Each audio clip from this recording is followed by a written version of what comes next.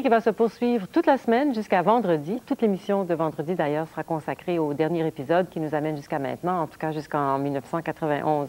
Mon collègue Gilles Goujon émerge de 4 mois d'un travail de bénédictin avec le réalisateur Pierre Devrotte. Bonsoir, Gilles. Bonsoir, Madeleine. Gilles, nous n'avons pas fait exprès, mais il se trouve que c'est justement un 21 janvier, en 1948, que le Québec s'est donné un drapeau. Je suppose qu'il y en est question dans vos reportages. Oui, il en sera évidemment question, puisqu'il s'agit d'un symbole important qui a été d'ailleurs récupéré par tout le mouvement nationaliste au Québec. Il en sera question dans l'émission de jeudi. Jeudi, bon. Alors, pourquoi, Gilles, avez-vous jugé que c'était un bon moment pour présenter une série comme celle-là, pour rappeler l'histoire du nationalisme au Québec? Eh bien, quand on voit tout le débat sur la question nationale actuellement au Canada, quand on se rend compte de toutes les questions auxquelles on ne trouve pas de réponse, des affrontements entre groupes francophones ou anglophones, du problème de l'identité, à quel pays est-ce qu'on se réfère quand on parle du Canada, du Québec, on s'est dit que dans tout le brouhaha actuel, il fallait qu'on prenne du recul. Du recul, pourquoi? Pour savoir un peu d'où l'on vient. Un peu comme lorsqu'on est en voiture, pour savoir où on s'en va, il faut toujours avoir un peu l'œil sur le rétroviseur. Alors nous, on s'est plongé dans le rétroviseur et on s'est demandé d'où venons-nous. Et on est remonté.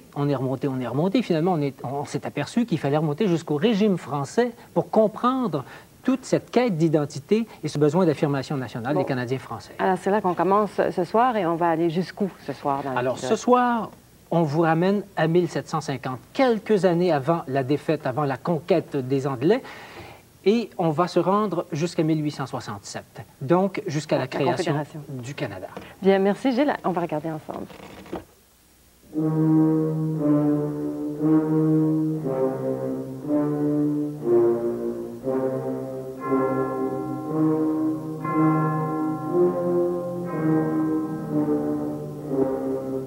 Nous sommes à Québec le 13 septembre 1759.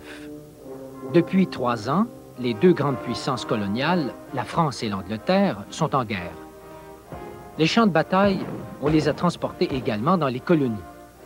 Sur les plaines d'Abraham, c'est l'avenir de tout un continent qui se joue. Regardez bien cette carte. En septembre 1759, le territoire de la Nouvelle-France s'étend de la baie d'Hudson jusqu'au golfe du Mexique, de l'embouchure du Saint-Laurent jusqu'aux montagnes Rocheuses. Au sud-est, les Anglais occupent déjà la côte atlantique, des Carolines jusqu'à Terre-Neuve. Dans cette bataille, il y a d'un côté des Britanniques et de l'autre côté des Français et des Canadiens. Au moment de l'attaque anglaise, la majorité des 70 000 habitants de la Nouvelle-France sont nés ici, dont le gouverneur, le marquis de Vaudreuil. Ils sont francophones, mais pas français. Le territoire et la stratégie militaire, on ne voit pas ça du même coup. C'est toute la stratégie qui est complètement différente.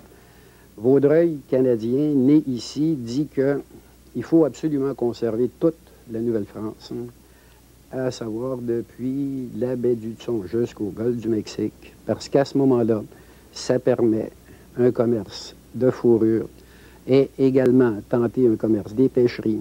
Ça permet une alliance avec une trentaine de nations amérindiennes pour empêcher, go west young men, empêcher les Américains de s'étendre vers l'ouest. Il dit autrement, ça ne sert strictement à rien de conserver la petite vallée du Saint-Laurent pour devenir des agriculteurs. Les troupes françaises et canadiennes sont dirigées par le marquis de Montcalm, un militaire français. Montcalm, lui, dit ceci. On n'est pas capable de garder l'ensemble de ce territoire-là. Nous sommes, mettons, 75 000. Les Américains sont 1,5 million. Nous avons un territoire qui empêche les Américains de s'en aller vers l'ouest. À partir de ça, il faut qu'on se replie dans la vallée du Saint-Laurent et là, on pourra peut-être s'arranger pour subsister de façon autonome.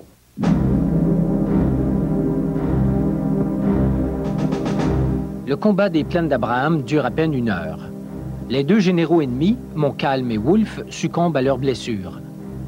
Après la chute de Québec, il faudra 1 an aux troupes britanniques pour compléter la capitulation de la Nouvelle-France.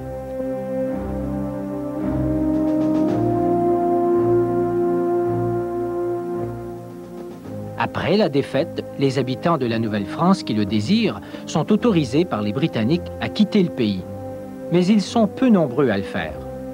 Ils ne sont plus français depuis longtemps. Quant à la France, elle se préoccupera beaucoup plus de négocier avec l'Angleterre la protection de ses zones de pêche autour de Saint-Pierre-et-Miquelon que d'assurer la survie de la population francophone de son ex-colonie. Une douzaine d'années plus tard, le commerce de la province of Quebec est globalement contrôlé par les marchands britanniques. Pour les Canadiens, il n'y a pas grande différence. À l'époque du régime français, le commerce des pêcheries et de la fourrure était entre les mains des marchands de Paris. Les profits, c'était pour la France. En 1774, les 13 colonies britanniques situées au sud de la province of Quebec, les colonies américaines, ont déjà commencé à se rebeller contre l'Angleterre. Pour inciter les citoyens du Québec à résister à la poussée indépendantiste des Américains, le gouvernement de Londres donne aux Canadiens une nouvelle constitution dans l'espoir qu'ils demeurent fidèles à la couronne britannique. Les lois civiles françaises sont remises en vigueur.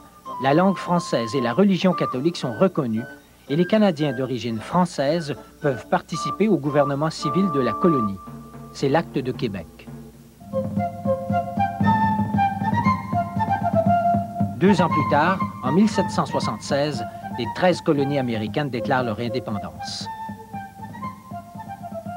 Les milliers de loyalistes qui quittent les États-Unis se joignent aux immigrants britanniques qui s'installent dans la province of Quebec, surtout dans les cantons de l'Est et dans ce qui sera la future Ontario. Vers la fin des années 1780, le gouvernement de Londres se rend compte qu'il est difficile d'obliger ses sujets britanniques à vivre dans un cadre français et catholique. Ça prenait un réajustement. Réajustement qui est sans doute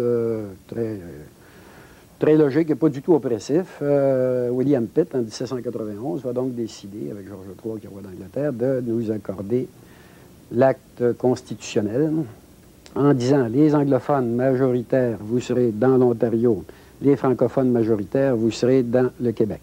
Et vous aurez votre Parlement distinct et vous aurez mieux que ça, ce qu'on n'avait jamais connu, des élections. L'Angleterre venait de créer le Haut et le Bas Canada. À cette époque, les anglophones sont identifiés comme les Anglais et les francophones comme les Canadiens. C'est la première fois depuis la défaite de 1759 que les Canadiens voient se définir les frontières d'un territoire sur lequel ils peuvent se sentir autonomes. Ils y sont majoritaires, mais toutefois sans autorité véritable. Il y a un Parlement, des députés élus, mais pas encore de vraie démocratie. Le gouverneur contrôle toujours le pouvoir exécutif. Même chose dans le Haut-Canada. Il n'y a donc pas de gouvernement responsable. C'est encore Londres qui gouverne.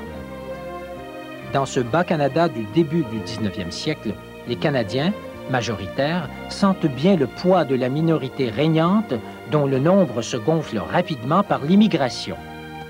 Il y a ici 2 concepts de nation.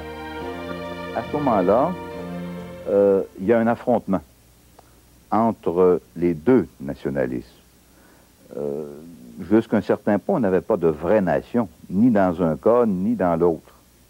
Mais il y avait comme l'aspiration à le devenir. Et jusqu'à 1837, d'une certaine façon, dans les 2 camps, on pensait avoir des bonnes raisons d'être comme au cœur de la définition de l'avenir de ce territoire-là. Mais à qui revient le pouvoir sur ce territoire? Le peuple ne devrait-il pas imposer sa volonté? C'est ce que croient Louis-Joseph Papineau et ses députés du Parti patriote. Les patriotes veulent un pays démocratique, bilingue, ouvert au libre-échange avec les États-Unis, un pays où il y aurait séparation de l'Église et de l'État. Bref, ils rêvent d'une nation canadienne moderne. Leur orientation, c'était, bon, disons, le développement dans le cadre de l'Empire britannique. On dirait maintenant, mais on disait aussi à l'époque, d'une société distincte. Mais cette société distincte n'était pas que francophone pure laine. Elle impliquait aussi la coexistence avec des gens qui ne devaient pas nécessairement parler français, mais qui devaient respecter les lois françaises, la culture des Canadiens, respecter, mais ça ne veut pas dire nécessairement avoir à la pratiquer, la religion de la majorité des Canadiens. Alors c'était un nationalisme, disons, d'intégration.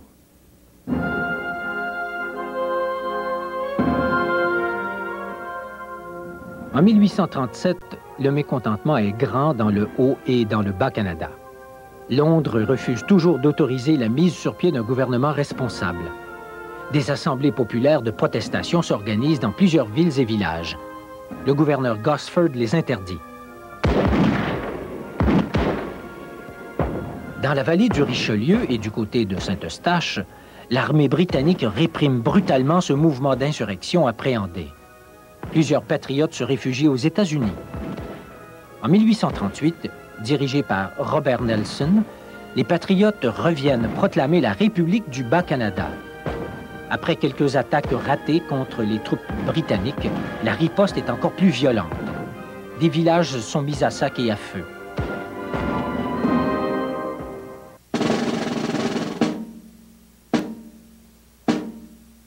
Près d'1 millier de personnes sont arrêtées. 108 seront jugés, une soixantaine seront déportés et, à la prison de Montréal, au pied du courant, 12 seront pendus. La rébellion est écrasée. L'élite laïque canadienne est décapitée. Le gouvernement de Londres envoie un enquêteur. Dans son rapport, Lord Durham se dit d'accord pour qu'on ouvre enfin les portes à la démocratie parlementaire, mais il insiste sur l'importance d'accorder aux citoyens de souche britannique la prédominance sur les sujets francophones de Sa Majesté la Reine Victoria. Pour mettre en minorité les Canadiens du Bas-Canada, une seule solution, unir les deux Canadas. En 1840, c'est l'acte d'union. Alors, on va réunir ces deux territoires, ces deux entités politiques, avec l'intention extrêmement claire, déclarée comme explicitement, je dirais, publicisée, qu'avec ça, on va mettre fin au rêve illusoire de la nation canadienne.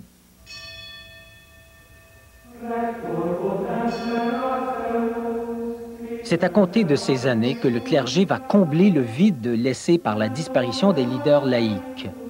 Pour le clergé, les valeurs à sauvegarder sont la religion, bien sûr, mais avec elle, la langue, le droit civil, qui sont les fibres vivantes de l'identité canadienne française.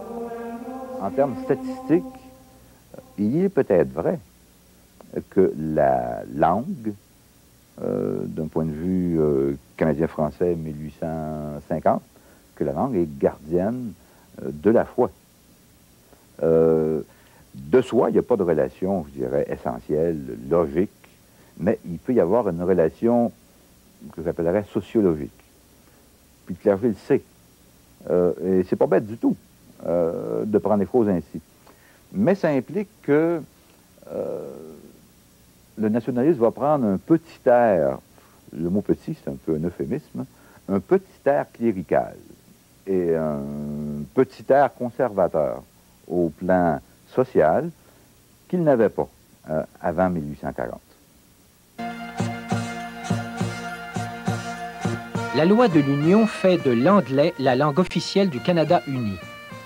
Dans le nouveau Parlement qui siège à Kingston, un député membre du Parti patriote, Louis-Hippolyte Lafontaine, se joint à un autre réformiste du Haut-Canada, Robert Baldwin, pour mener à terme l'implantation d'un gouvernement responsable. Lafontaine croit que l'Union est inéquitable et n'hésite pas à faire son premier discours en français. Mais il sait qu'il n'a pas d'autre choix maintenant que de travailler à l'intérieur des nouvelles structures politiques.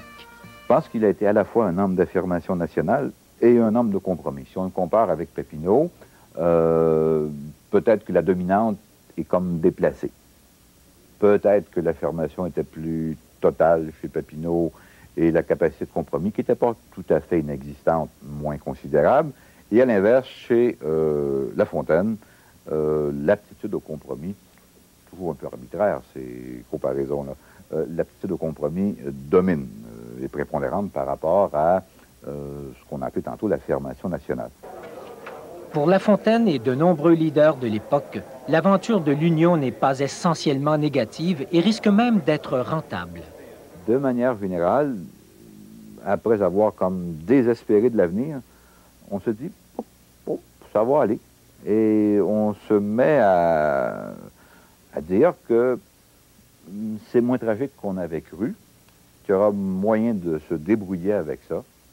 Et l'idée d'une survivance pas si pénible, pas si terrible à supporter, devient une idée majoritaire. En 1867, le monde politique et le milieu des affaires s'entendent pour créer la Confédération canadienne. C'est la 6e formule mise de l'avant pour faire cohabiter sur le même territoire francophones et anglophones.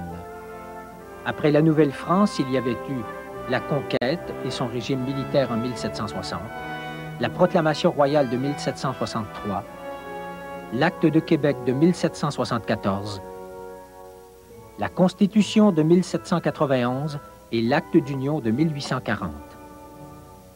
Fin mai 1867, à Londres, le Parlement britannique proclame l'acte de l'Amérique du Nord britannique qui transforme les colonies du Québec, de l'Ontario, du Nouveau-Brunswick et de la Nouvelle-Écosse en Dominion du Canada. Il faut comprendre que pour plusieurs Canadiens français de l'époque, 1867 représente beaucoup. Au départ, ça représente une minorisation, une province parmi 4. Très important à comprendre pour comprendre le reste. Ensuite, cependant, il faut savoir que la Confédération permet au Québec, aux Canadiens français d'avoir leur État provincial. Et ça, c'est une dimension importante parce qu'ils auront l'impression de pouvoir conduire leurs propres affaires dans leur propre province.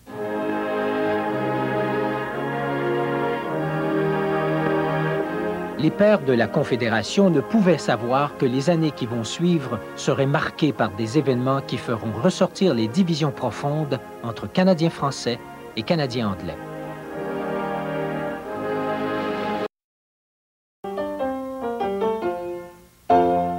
C'est la fin du 19e siècle. L'ouest du pays se peuple rapidement. Par la construction d'un chemin de fer, on va tenter de réunir tous les territoires qui s'étendent de l'Atlantique au Pacifique.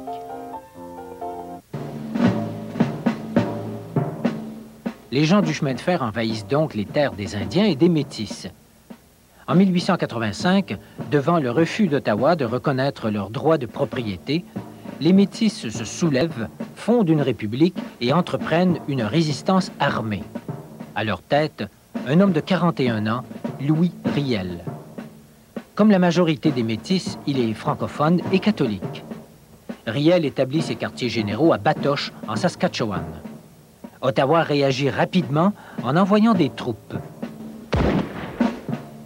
Débordés, les Métis succombent en quelques semaines. Riel se constitue prisonnier. En Ontario, les orangistes réclament sa tête. On l'accuse d'avoir tenté de renverser l'autorité de la reine d'Angleterre et du Canada. À Regina, après un procès entaché d'irrégularités, les 6 jurés de langue anglaise le déclarent coupable tout en recommandant la clémence. Le juge le condamne à mort. Le premier ministre MacDonald, un conservateur, refuse le pardon malgré les pressions du Canada français.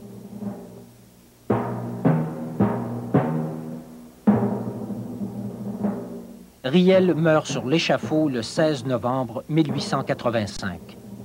Cette mort porte un coup dur à l'unité canadienne. À mon avis, Riel a été très important. Ça a été un élément déclencheur et catalyseur aussi. Il faut comprendre que si Riel a été important, c'est que les Canadiens français de l'époque ont compris que ce personnage et l'événement qu'il a représenté se situait dans la lutte, dans le combat entre séculaire, je dirais, entre Canadiens français et Canadiens anglais. Quand Riel s'est fait pendre, c'était un de nos compatriotes qui s'est fait pendre.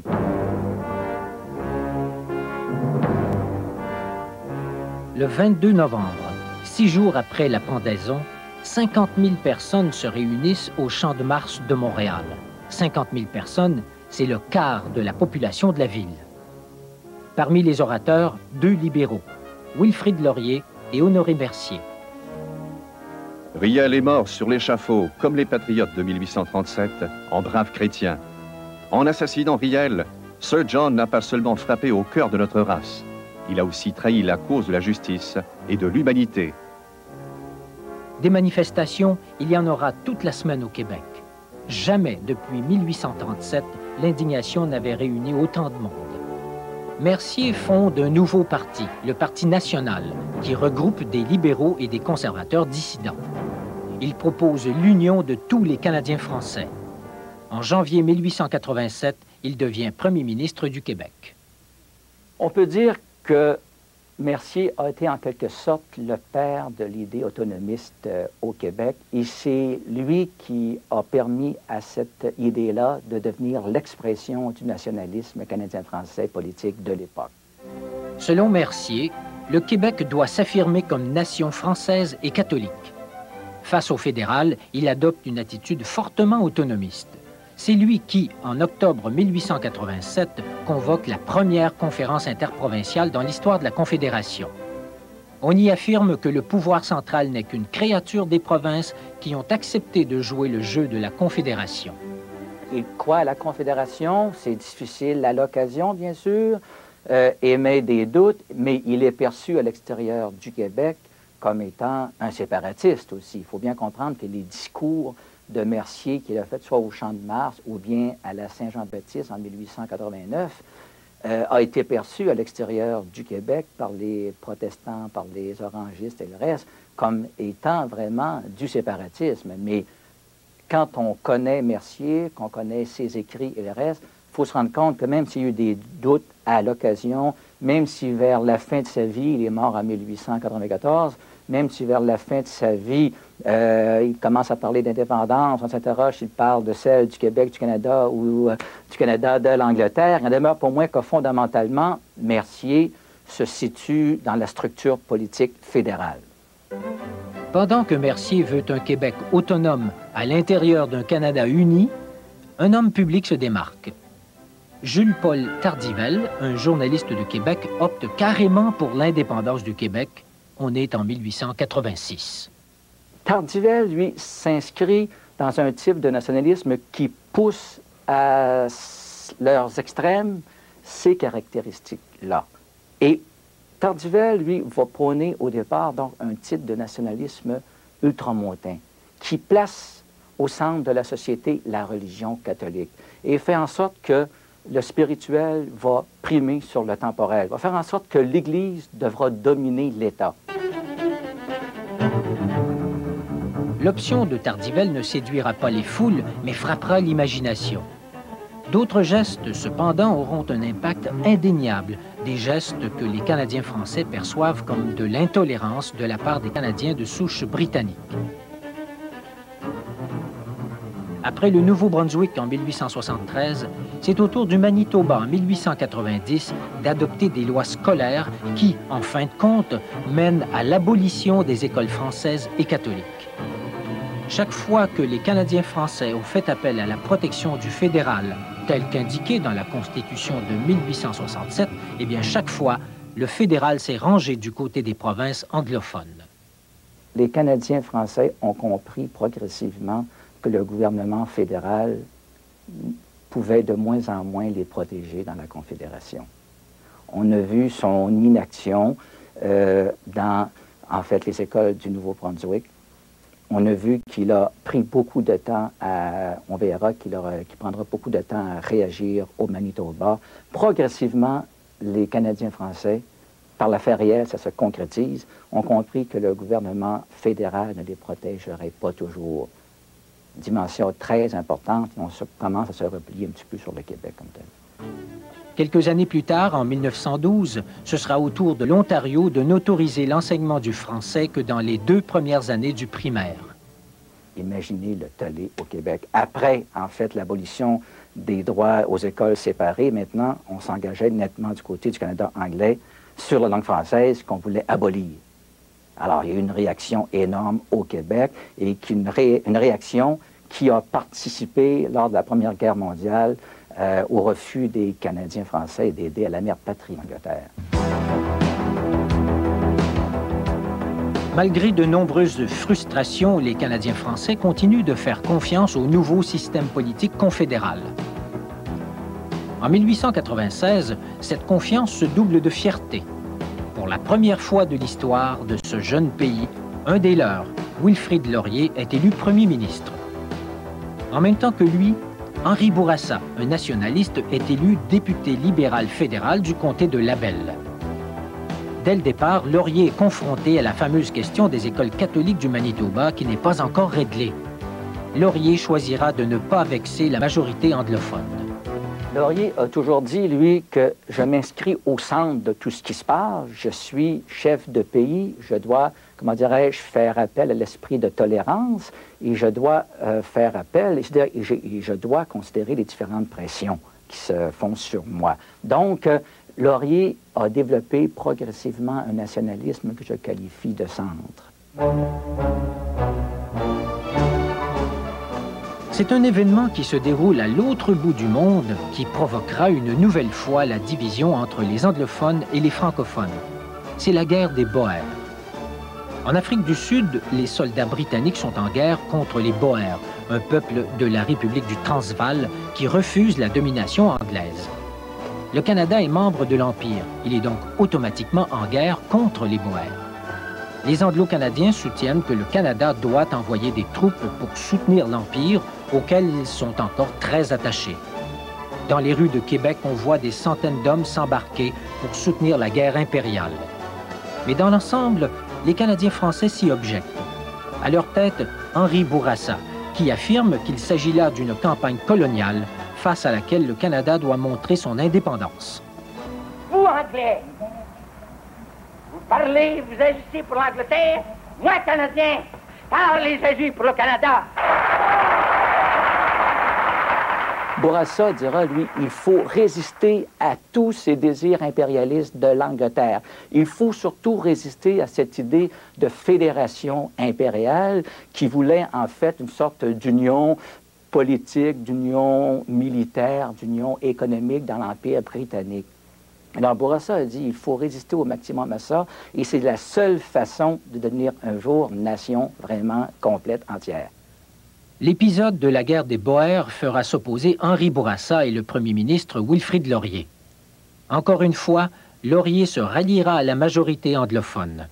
Pourtant, il rêve d'un Canada binational. Laurier, à mon avis, a pris des positions qui ont fait qu'on a le Canada que nous avons aujourd'hui, un Canada qui n'est en quelque sorte ni bilingue, ni biculturel. Et je crois, moi, que le moment important, ça a été 1905, quand Laurier a décidé de se rallier à la majorité canadienne-anglaise qui ne voulait pas, en fait, en quelque sorte, de ce Canada biculturel qu'il souhaitait pourtant, lui. De son côté, Henri Bourassa poursuit son action politique en fondant en 1910 un journal, Le Devoir, par lequel il veut défendre l'autonomie du Canada. Bourassa déploie un nationalisme canadien qui veut donc le renforcement de la Confédération, qui veut aussi un Canada qui impose un biculturalisme et un bilinguisme. Donc, Bourassa veut une nation canadienne bilingue et biculturelle. C'est pourquoi il va s'inscrire un peu dans ce qui l'avait précédé. Donc, une nation, protection de la nation canadienne-française, mais une protection d'une nation canadienne-française qui s'inscrit dans la nation canadienne aussi. Alors, Bourassa déploie ça, et il va aussi lui-même avoir une pensée sociale assez conservatrice. En juin 1914, la guerre éclate en Europe. Ce sera la première guerre mondiale. La déclaration de guerre du roi George V a pour effet de mettre tout l'Empire britannique en état de guerre. Partout au Canada, on est plutôt favorable à l'idée de soutenir l'Angleterre, Mais au Québec, on souligne que les combattants ne doivent être que des volontaires. Le 3 octobre, le 1er bataillon s'embarque pour l'Europe. À la fin de 1916, plus de 400 000 hommes sont en service actif dans l'armée canadienne. En 1917, l'Angleterre demande à ses dominions d'augmenter leur participation.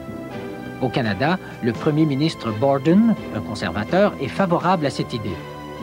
À l'été 1917, le Parlement d'Ottawa vote la conscription. Les Québécois s'y opposent fortement.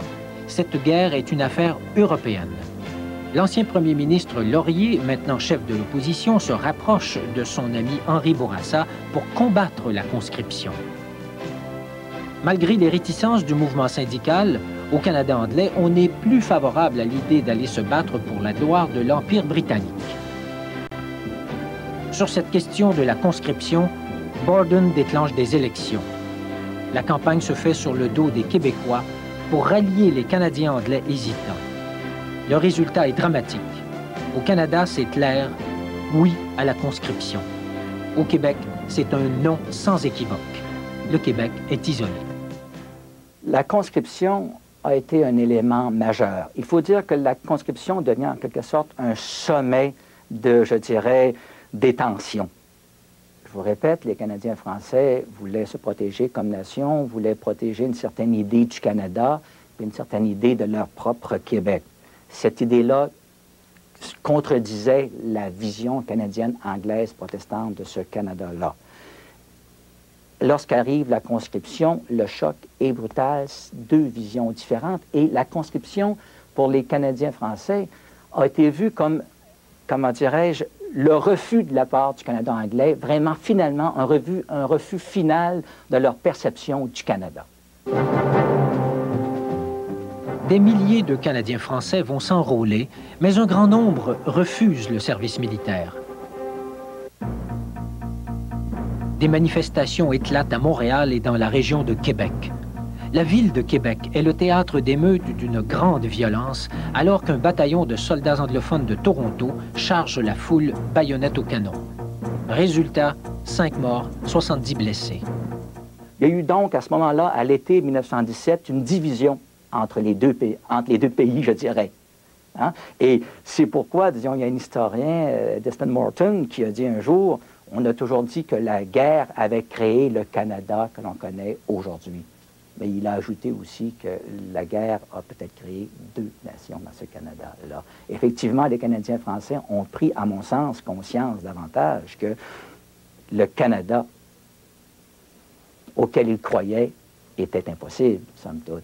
Et la meilleure des preuves de ce que je vous dis là a été la fameuse motion Francoeur. En décembre 1917, le député libéral de Lotbinière, Joseph-Napoléon Francoeur, propose la première motion indépendantiste de l'histoire à l'Assemblée législative du Québec. Que cette Chambre est d'avis que la province de Québec serait disposée à accepter la rupture du pacte fédératif de 1867, si dans les autres provinces on croit qu'elle est un obstacle à l'union, au progrès et au développement du Canada. Après un débat en Chambre, la motion Francoeur sera retirée, mais le message était passé. La motion Francoeur veut dire quoi? La motion Francoeur veut dire que les Canadiens français sont fatigués de ces luttes-là. La conscription a démontré que, nettement, entre eux et les Canadiens anglais, il y avait une vision vraiment différente du Canada.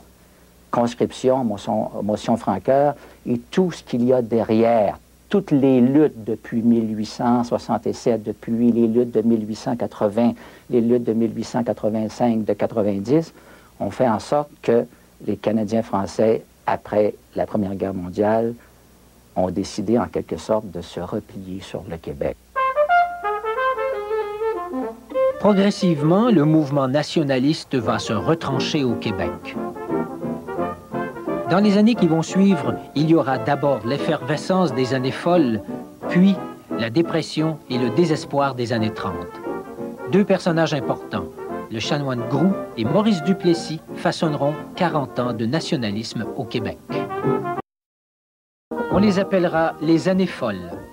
La guerre est finie.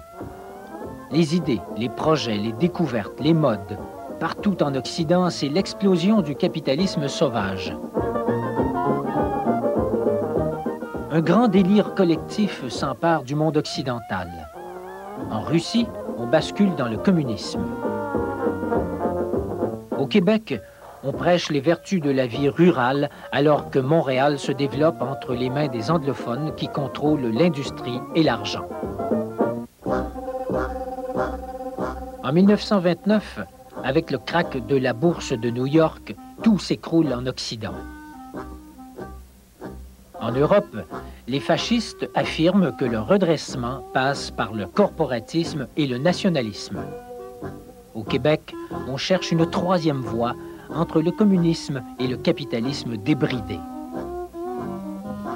C'est dans ce contexte que Lionel Groulx émerge comme un des maîtres à penser du Canada français. Ce prêtre est aussi un éminent historien. On me reprochera peut-être encore une fois d'avoir écrit une histoire trop rose, trop optimiste. J'ai bien envie de plaider non coupable. Je n'ai jamais cru, voyez-vous, qu'on doive écrire l'histoire autrement qu'on ne la trouve. Groulx, un nationaliste, nourrit un projet de société catholique où, par la solidarité, le peuple canadien-français saura se prendre en main. De tous les nationalistes de son temps, Groulx est parmi ceux qui ont le mieux compris l'importance de l'économie, des facteurs matériels, non seulement dans le sens de l'affirmation nationale, mais aussi au point de vue de la mission catholique. Il faut réunir des conditions minimales de prospérité économique pour que la nation canadienne-française puisse s'épanouir et remplir son rôle. Alors pour Groulx, la question économique se présente sous l'angle d'une reconquête à tenter, la reconquête de l'économie canadienne-française. Cette reconquête, elle devra passer par l'inclusion dans les forces du marché du seul instrument que le peuple contrôle complètement, l'État. Il comptait aussi sur l'État, parce que les forces contre lesquelles les Canadiens français devaient lutter étaient extrêmement puissantes. C'était le grand capital, qu'il soit canadien, anglais, britannique ou, et de plus en plus, américain. Donc il comptait sur l'État pour coordonner une action, ou plutôt, je dirais, une réaction à cette présence massive du capitalisme américain en particulier. Il ne s'agissait pas dans son esprit de lancer l'État dans un vaste projet ou programme d'étatisation. Lionel Groulx n'était pas socialiste, loin de là. Il était partisan de la propriété privée, de l'initiative privée. En 1937, dans un environnement politique, économique et social dominé par les anglophones, Groulx fait une déclaration fracassante. Notre État français, nous l'aurons. Mais de quel État s'agit-il? Du Québec ou du Canada? Pour Groulx, l'État français à l'intérieur de la Confédération est réalisable à la condition que deux conditions soient réalisées. La première condition, c'est que la province de Québec et son gouvernement exercent dans toute leur plénitude, avec audace, avec imagination, l'ensemble des pouvoirs qui lui sont conférés par la Constitution de 1867. Mais l'autre condition, c'est que les partenaires canadiens-anglais, d'abord, acceptent cette idée de l'intégrité française, lui donnent droit de cité au Canada, et d'autre part, acceptent d'entrer dans ce partenariat binational auquel Groulx pensait. Si l'une ou l'autre de ces conditions manquait, il fallait envisager la possibilité de réaliser l'État français hors de la Confédération. Groulx est obsédé par les luttes fratricides qui divisent les Canadiens français au sein des partis politiques. Pour que ce peuple atteigne son autonomie, il lui faut donc une cohésion non partisane, une solidarité. Une des avenues explorées, c'est le système corporatiste par lequel les différents groupes de la société se concertent pour travailler à l'épanouissement de toute la nation. Ce corporatisme laissera parfois filtrer des odeurs racistes. Par exemple, des propos de Groulx au sujet des Juifs seront perçus par certains comme antisémites, alors que d'autres n'y verront que l'écho des vieilles rivalités entre le monde chrétien et le monde judaïque. Au milieu des années 30, le nationalisme se manifeste sous plusieurs angles, dont celui de l'extrême droite, fasciste. C'est le cas au Québec du Parti national social chrétien, dirigé par Adrien Arcan. On le voit ici réuni avec ses troupes à la Palestre nationale à Montréal. Ce groupe marginal est ouvertement antisémite et se joint aux autres groupes nazis du reste du Canada juste avant la guerre de 1939. Au Canada anglais, et à Toronto en particulier, vous aviez même des organisations, des mouvements carrément fascistes. Vous aviez même aussi un parti nationaliste canadien qui était lui-même d'extrême droite. On ne parle pas souvent au Québec de l'existence de ces groupes-là, mais ces groupes-là ont été beaucoup mieux organisés, beaucoup plus nombreux que la petite organisation d'Adrien Arcan à Montréal. Il y a eu des manifestations de xénophobie, de racisme à Toronto, et ceux qui étaient, par exemple, à la direction du ministère de l'Immigration à l'époque, par exemple, rendaient très difficile l'entrée de Juifs d'Allemagne au Canada, et ce n'étaient pas des francophones. Je vous dis, il y avait à la tête, à ce moment-là, du ministère de l'Immigration, des gens carrément antisémites.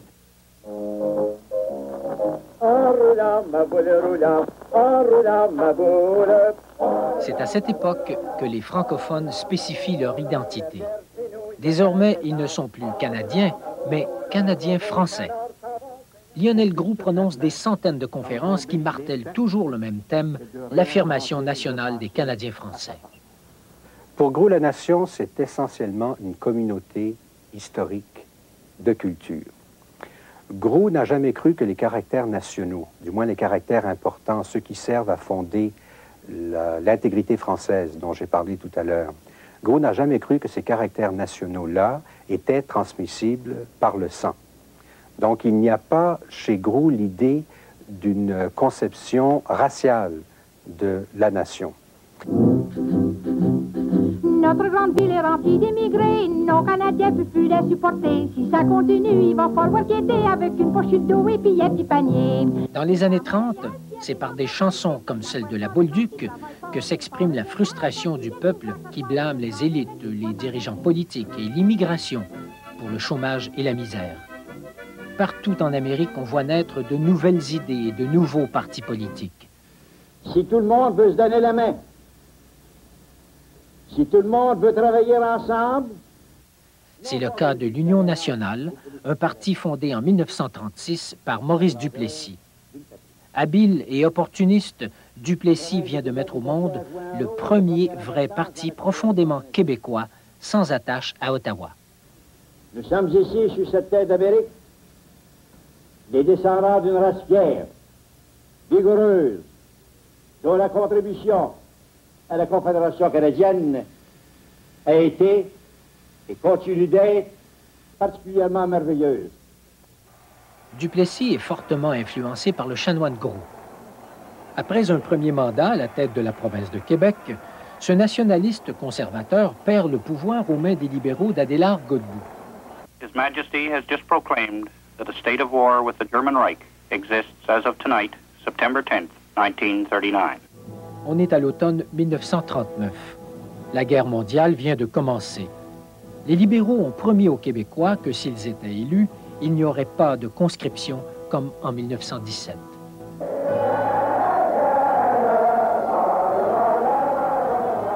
Les Canadiens français sont nombreux à se porter volontaires pour défendre l'Europe contre les troupes de Hitler.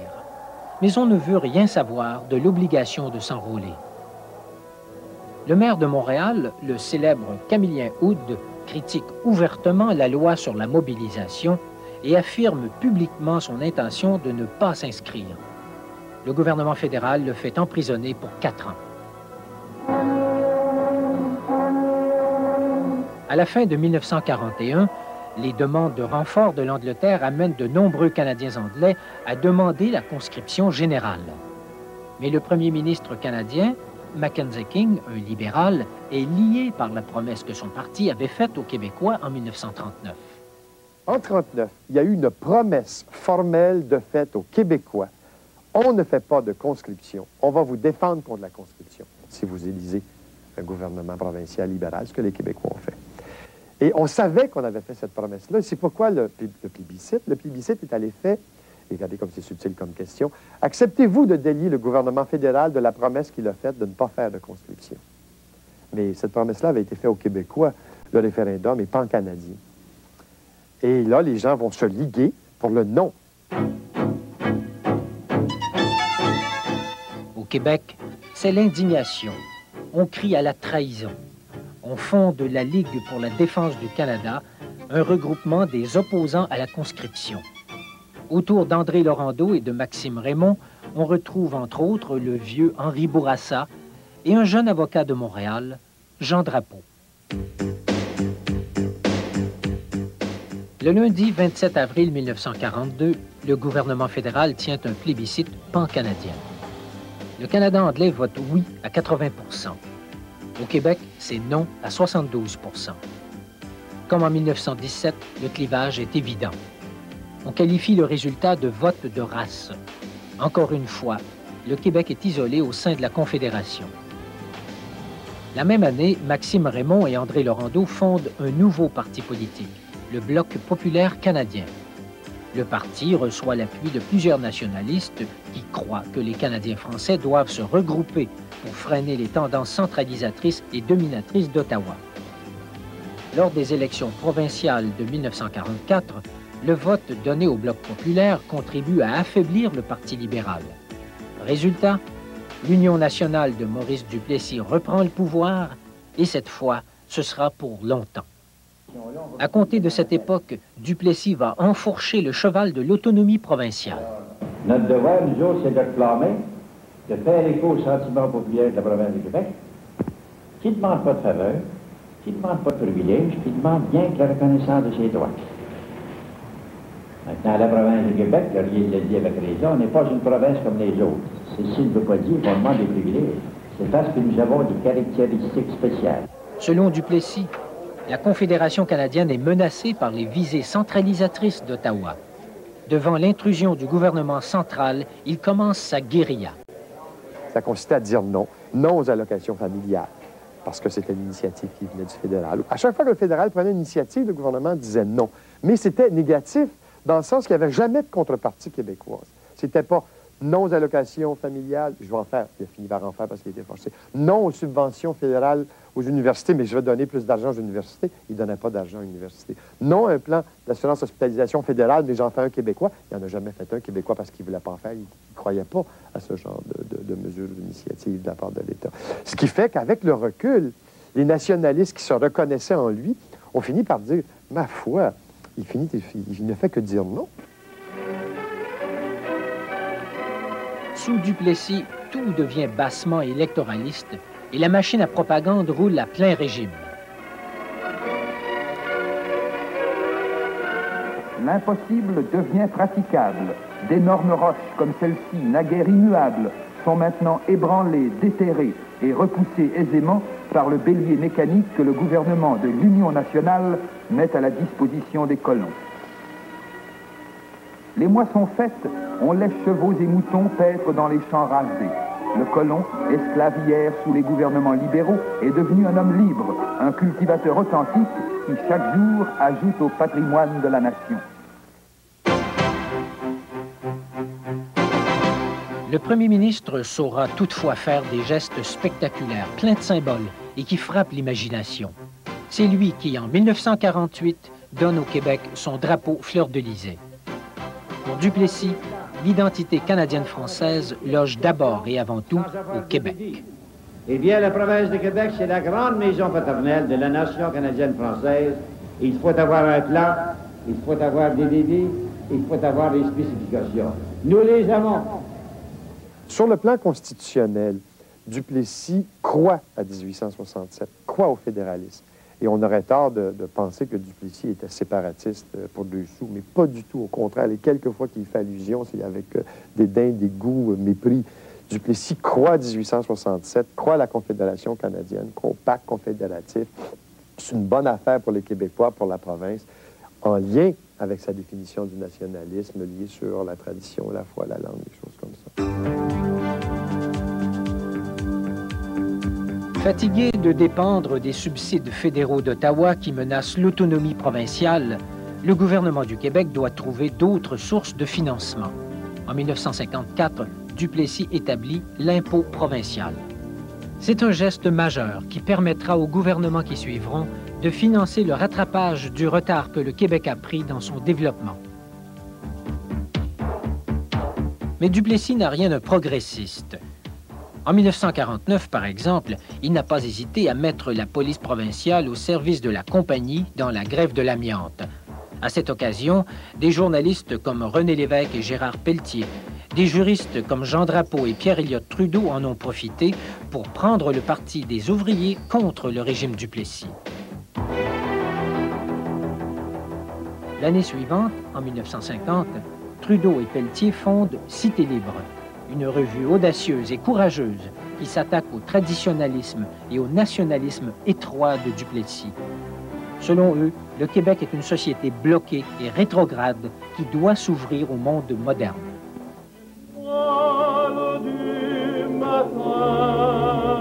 Au début des années 50, le nouvel archevêque de Montréal, Paul-Émile Léger, lance la croisade du chapelet en famille. Salut Marie, pleine de grâce, le Seigneur est avec vous. Vous êtes bénie entre toutes les Chaque femmes, jour, et par la béni radio, est le fruit de vos il entrailles, fait Jésus. s'agenouiller une partie du Québec.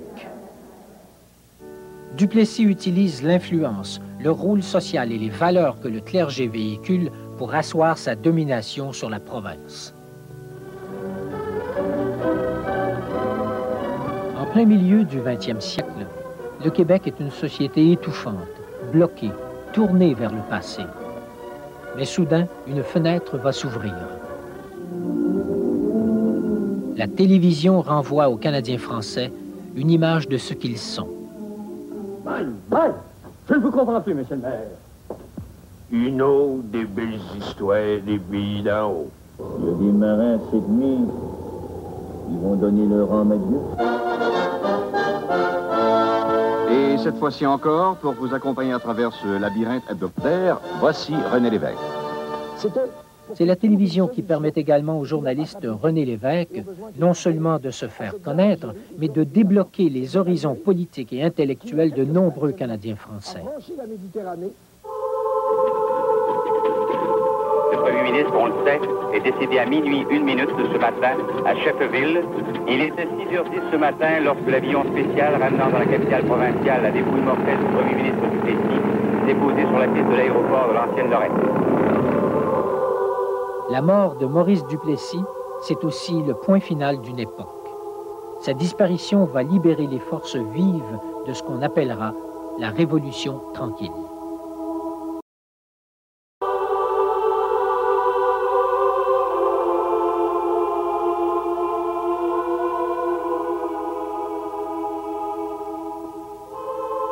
Le 7 septembre 1959, le premier ministre Maurice Duplessis meurt à Shefferville, sur la côte nord du Québec. C'est plus qu'une page, c'est un chapitre de l'histoire du nationalisme qui se termine. Moins d'1 an plus tard, les libéraux, dirigés par Jean Lesage, lanceront définitivement le Québec sur la voie de la modernité. Nous avons atteint la maturité politique. Nous sommes prêts maintenant pour la libération économique. Il n'y a plus de maintenant ou jamais. Ce soir, nous devons dire, c'est maintenant que nous deviendrons maîtres chez nous. Le 22 juin 1960, les libéraux se sont emparés du pouvoir. Cette victoire, les libéraux la doivent bien sûr à leur nouveau chef, Jean Lesage, mais leur orientation politique, les idées de la Révolution tranquille, c'est à Georges-Émile Lapalme qu'ils les doivent. Le Canada français, c'est Québec d'abord et d'accord. C'est là qu'est la grande force. C'est là qu'est la source vive.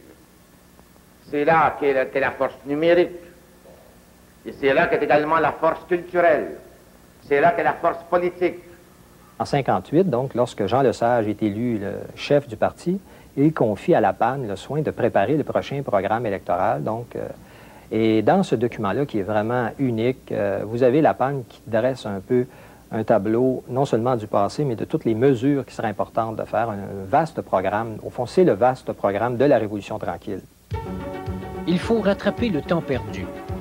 Au cœur de l'action, un nouveau joueur, l'État, le seul instrument puissant que contrôlent les francophones.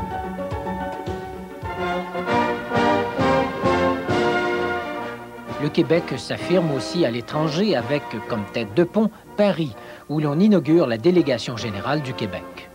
Le progrès moderne a fait disparaître les frontières et d'une certaine façon, nous ne sommes plus chez nous seulement sur les bords du Saint-Laurent. Que nous le voulions ou non, il nous faut faire face maintenant au reste de l'univers. L'hydroélectricité devient le cheval de bataille de l'affirmation nationale. Sous l'impulsion du ministre René Lévesque, le gouvernement Lesage décide de nationaliser une des plus grandes richesses naturelles du Québec. Les élections de 62, menées sous le thème très nationaliste de « Maître chez nous », donnent la victoire aux libéraux.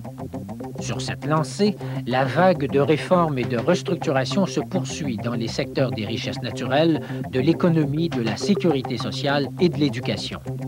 Au sein du Parti libéral, c'est l'aile nationaliste qui mène. Je crois que Jean Lesage lui-même n'était pas nationaliste, ou s'il l'était, il était d'abord fédéraliste, disons ça autrement, et pragmatique.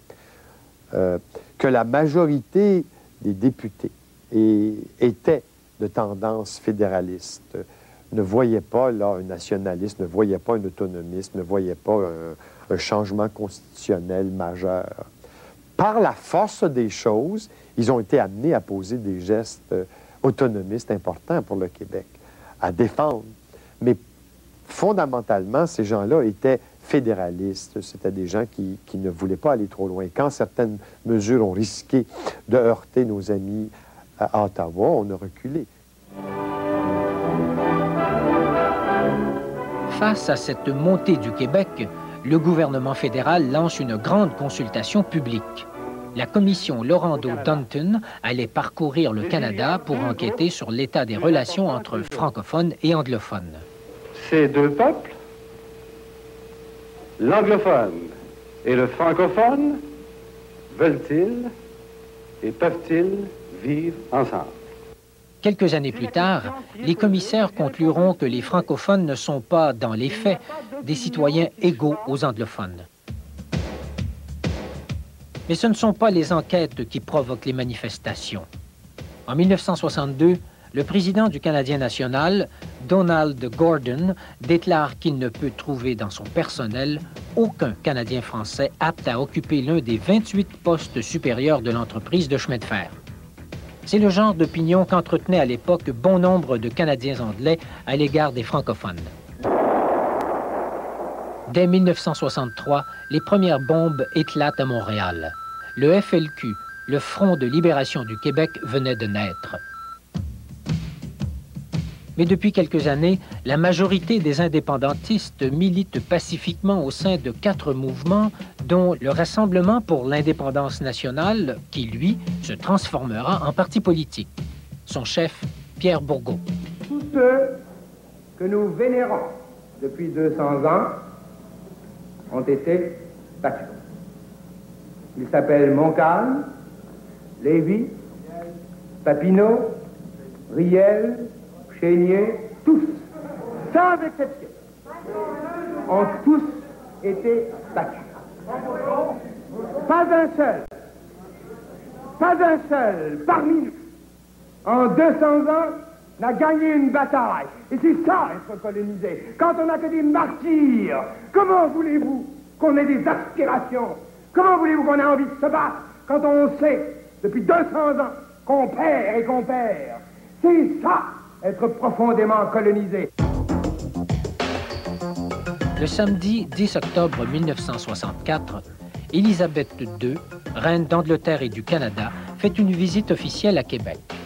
Elle est accueillie par des centaines de manifestants qui protestent contre le vieux symbole de la domination du Canada français. La répression brutale de la police provinciale face à une foule sans armes sera baptisée le samedi de la matraque. Pour plusieurs indépendantistes, c'est la rupture avec le gouvernement Lesage et sa révolution tranquille. 2 ans plus tard, élection générale au Québec. Le Rassemblement pour l'indépendance nationale présente des candidats. En grugeant le vote des libéraux, les indépendantistes permettent à l'Union nationale, maintenant dirigée par Daniel Johnson, de reprendre le pouvoir. Devenu premier ministre, Johnson, un nationaliste modéré, évoluera rapidement sur la question nationale. J'ai toujours dit, je le répète, que les 2 seules options compatibles avec la survie et le rayonnement de la nation canadienne-française étaient l'égalité juridique et pratique des 2 communautés culturelles à la grandeur du Canada ou l'indépendance du Québec. Pour la première fois de son histoire, l'idée d'indépendance n'est plus marginale au Québec. René Lévesque est forcé de quitter le Parti libéral. En 1967, il fonde le MSA, le Mouvement Souveraineté Association.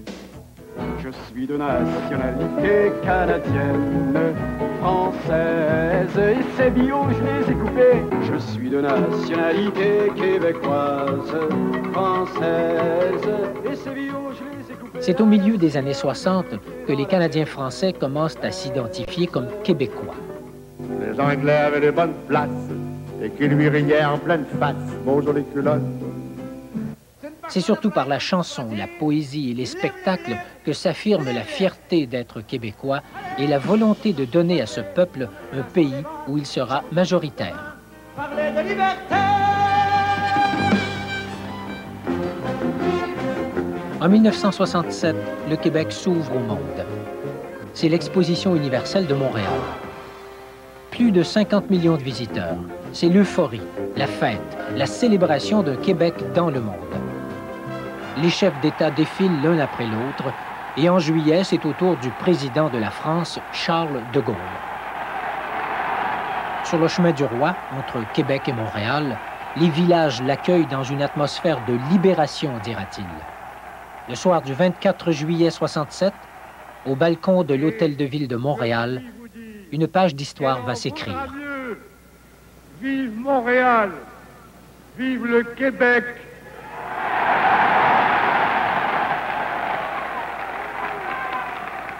Vive le Québec libre!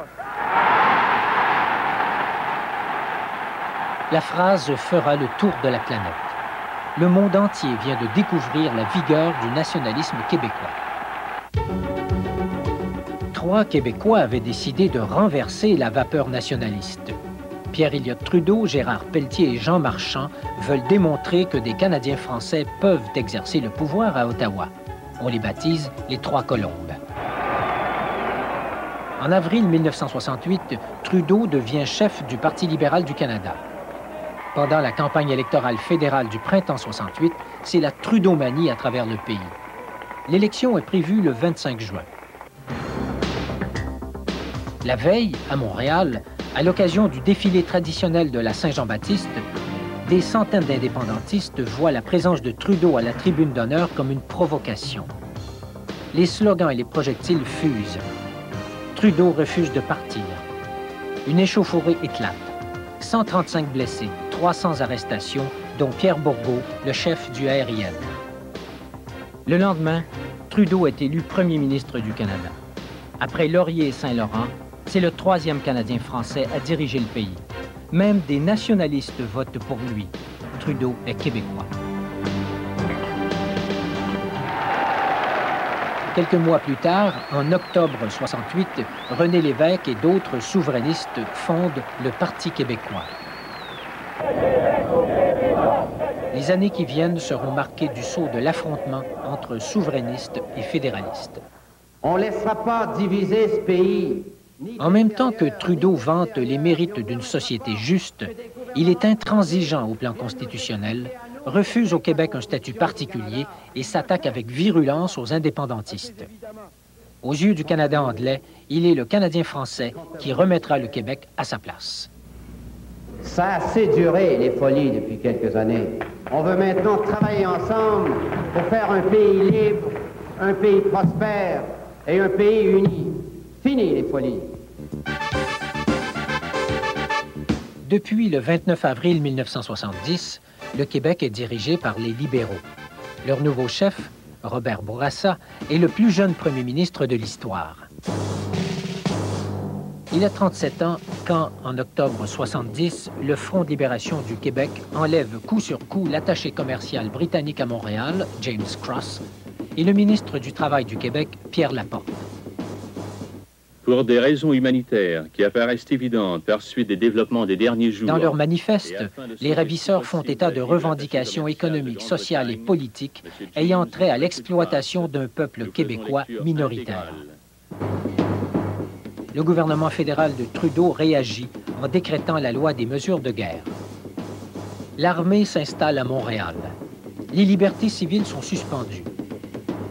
En une seule nuit, on arrête sans mandat plus de 400 personnes soupçonnées de sympathie à l'égard des mouvements de revendication et des idées socialistes ou nationalistes. C'est l'arbitraire le plus total.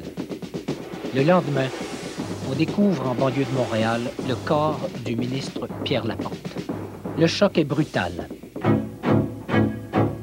Après l'euphorie des années 60, le drame de 1970 allait donner le ton à une décennie qui allait être celle de la confrontation de deux visions politiques de l'avenir des Québécois.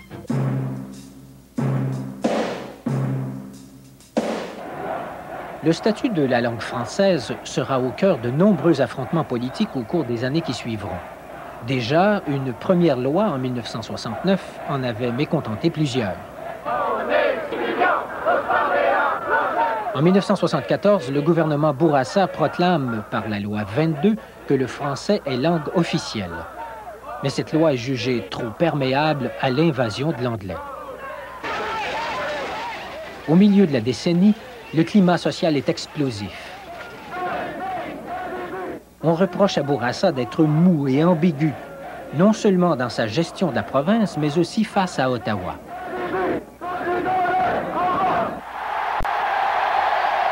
Des élections sont déclenchées. Le 15 novembre 1976, le premier parti souverainiste du Québec est élu. René Lévesque devient premier ministre. J'ai jamais pensé que je pouvais être aussi fier d'être québécois que ce soir. Le Parti québécois avait promis d'être d'abord un bon gouvernement. Il s'empresse de faire voter une loi qui fait du français la langue officielle du travail, de l'affichage, des tribunaux, de l'État, bref, de la vie quotidienne des Québécois. Ce sera la loi 101. Mais ce qui préoccupe le gouvernement Lévesque, c'est sa promesse de tenir un référendum sur la souveraineté du Québec. La question a l'ambiguïté des compromis. Le PQ demande modestement à la population le mandat d'aller négocier la souveraineté association avec le reste du Canada.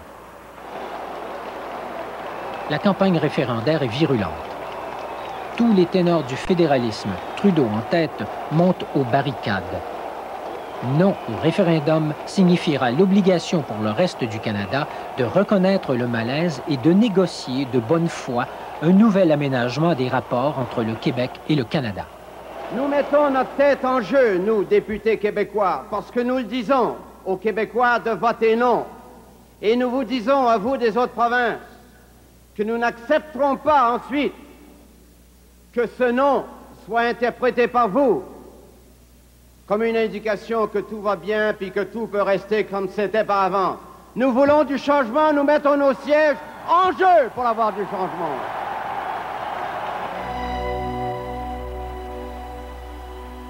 Le 20 mai 1980, les Québécois répondent non à 60 %. Si je vous ai bien compris, vous êtes en train de dire à la prochaine fois.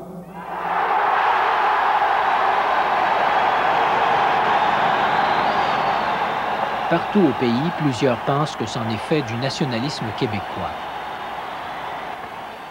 Mais l'année suivante, le PQ est reporté au pouvoir. De 1976 à 1985, ce parti aura marginalisé les autres courants nationalistes en s'appropriant le discours souverainiste. Il aura voté un certain nombre de lois qui permettront à de nombreux Québécois de structurer une économie dynamique et novatrice. Depuis les années 60, René Lévesque répétait « Cessons d'avoir peur et faisons-nous confiance ». Un message qui avait mis 20 ans à prendre racine et à maturer. Avec le temps, ces instruments, qui sont ceux de la Révolution tranquille, ont fini par produire leurs fruits et qui est un entrepreneurship proprement québécois, une entreprise privée proprement québécoise. Ou mieux, si vous voulez, un réseau économique proprement francophone québécois. Ça n'existait pas dans les années 60. Le réseau économique des affaires au Québec était un réseau anglophone. Après le non au référendum, le gouvernement fédéral de Trudeau réunit rapidement une conférence constitutionnelle. On veut ramener au Canada la vieille Constitution de 1867, qui est toujours conservée en Angleterre, et s'entendre sur une formule d'amendement. Dans cette réunion historique, on cherche les zones de consensus. On négocie serré, et le Québec fait front commun avec les autres provinces. La nuit du 5 novembre 1981, dans ce qu'on appellera la nuit des longs couteaux, le Québec sera lâché par les autres provinces. Ottawa pourra dorénavant rapatrier la Constitution sans l'accord du Québec. Encore une fois, le Québec se sent isolé et trahi. Aujourd'hui, le Québec revient à sa position traditionnelle, hélas. C'est pas nous qui l'avons cherché. Ça finit avec nous qui sommes seuls dans notre coin. Le 17 avril 1982, à Ottawa, dans un cérémonial de type néo-impérial, la reine d'Angleterre et du Canada signe la nouvelle Constitution canadienne. Un document qui ne reconnaît toujours pas la spécificité du Québec. Un document que le Québec a refusé d'entériner. 2 ans plus tard, les Canadiens, y compris les Québécois, donnent le pouvoir aux conservateurs dirigés par un anglo-québécois, Brian Mulroney. Avec Mulroney, le ton change. On parle de réconciliation.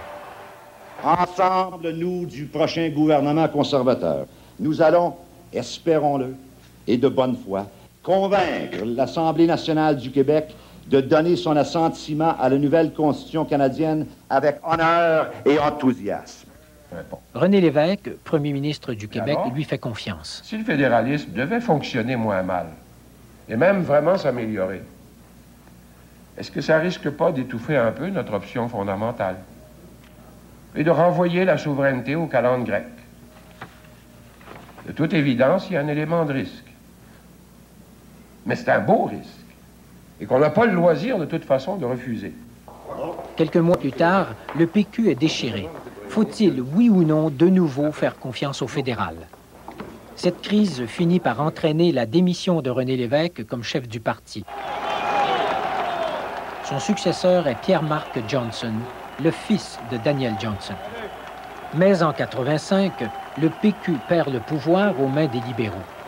C'est le retour sur la scène politique de Robert Bourassa. Encore une fois, la question de la langue revient hanter les Québécois.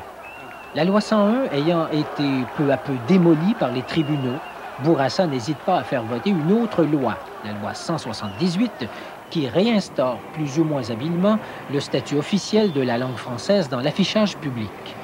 Encore une fois, tant chez les nationalistes que chez les anglophones, on est mécontent, pour des raisons différentes, évidemment. Mais le beau risque de Lévesque, c'est Bourassa qui le prendra, en modifiant cependant les demandes du Québec qui seront soumises à la conférence constitutionnelle du lac Meech. Pour Mulroney, il est essentiel de réintégrer le Québec au sein de la grande famille canadienne. Juin 87, un moment historique. Pour la première fois, il y a unanimité des provinces et du gouvernement d'Ottawa. Les conditions du Québec sont acceptées, y compris la reconnaissance du Québec comme société distincte.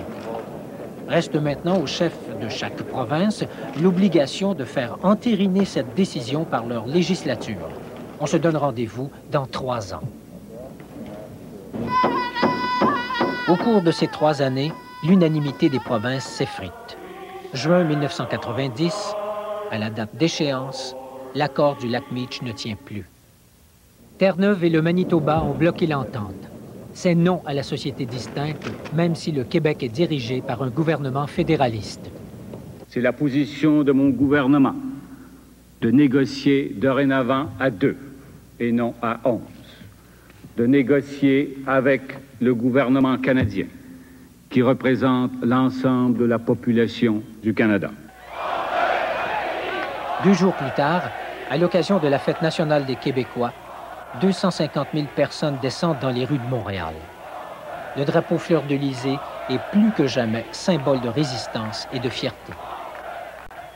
C'est pas malin ce que veulent les Québécois, les Canadiens français. Je pense que les Québécois aiment le Canada, sont prêts à vivre au Canada, même à vivre dans un pays qui s'appelle le Canada.